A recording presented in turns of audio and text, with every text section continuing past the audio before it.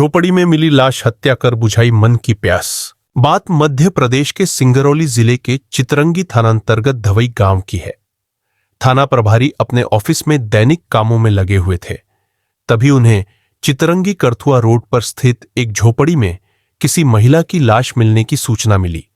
सूचना मिलते ही police team के साथ वह पर घटनास्थल के लिए रवाना हुए।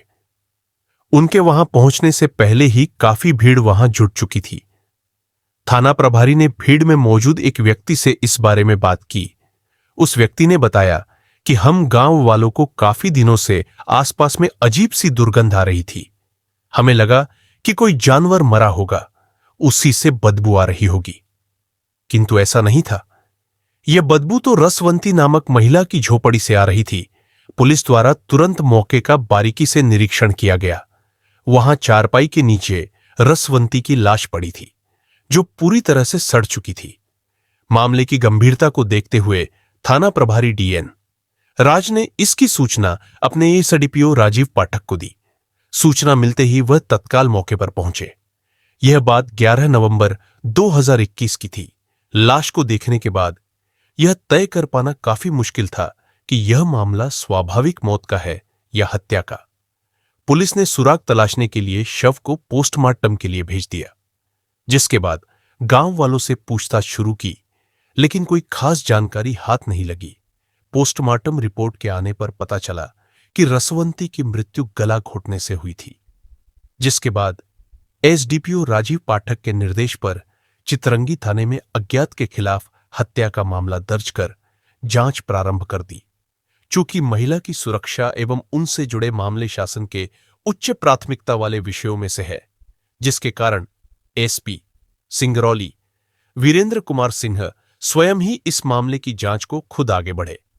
एसडीपीओ राजीव पाठक ने सबसे पहले गांव वालों से पूछताछ की, जिसमें पता चला कि रसवंती शादीशुदा और एक बच्चे की मां थी, मगर लंबे समय से अपने पति व बच्चे को छोड़कर धवई गांव में अपने भाई के साथ रहती थी, जिसके बाद पारिवारिक झगड़ों के चलते वह गांव से बाहर चितरंगी और करथुआ रोड पर एक झोपड़ी बनाकर अकेली ही रहने लगी थी। चूंकि रसवंती अकेली रहती थी और काफी समय से गांव में ही रहती थी, इस कारण उसके बारे में जो भी जानकारी मिल सकती थी वह गांव वालों से ही मिलती। लेकिन गांव वालों का सहयोग पुलिस को नहीं मिला। तब थाना प्रभारी ने अपने मुखबिरों को सक्रिय किया और अपने मुखबिरों द्वारा जानकारी हासिल करने का प्रयास शुरू कर दिया था।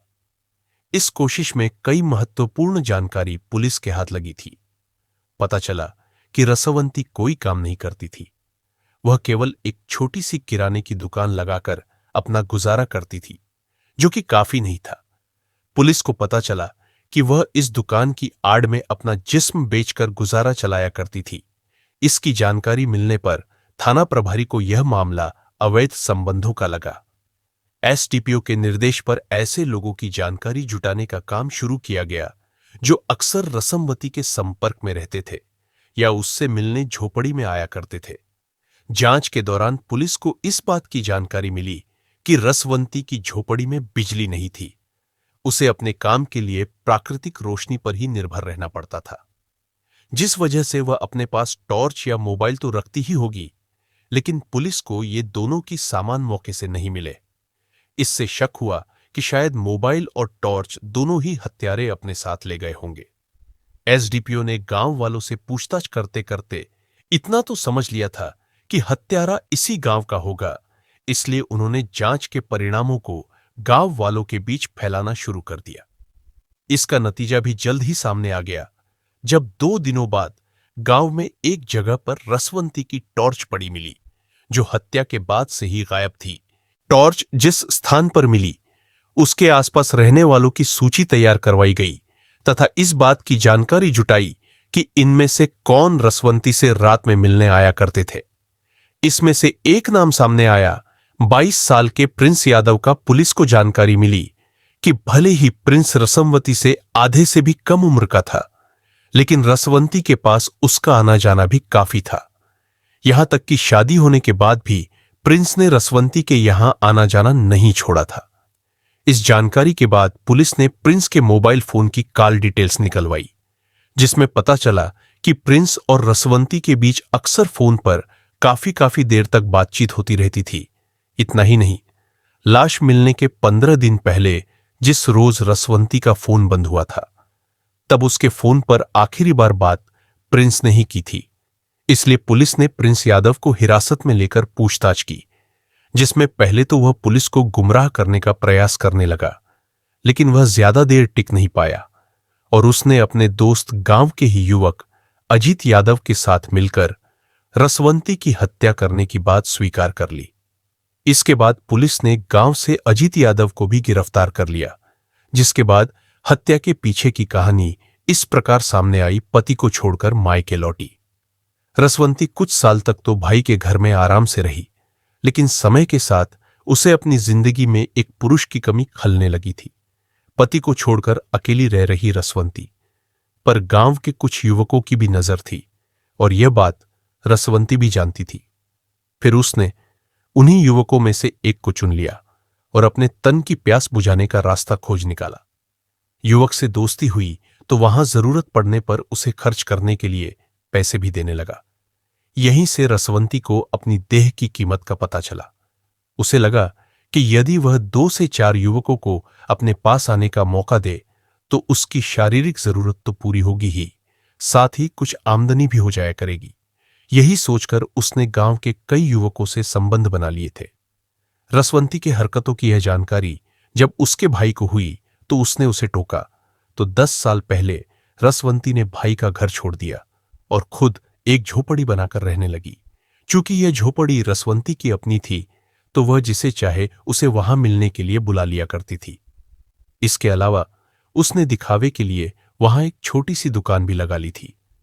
वक्त के साथ रसवंती की उम्र बढ़ने लगी, इसलिए गांव के युवकों ने उसमें दिलचस्पी लेनी कम कर दी।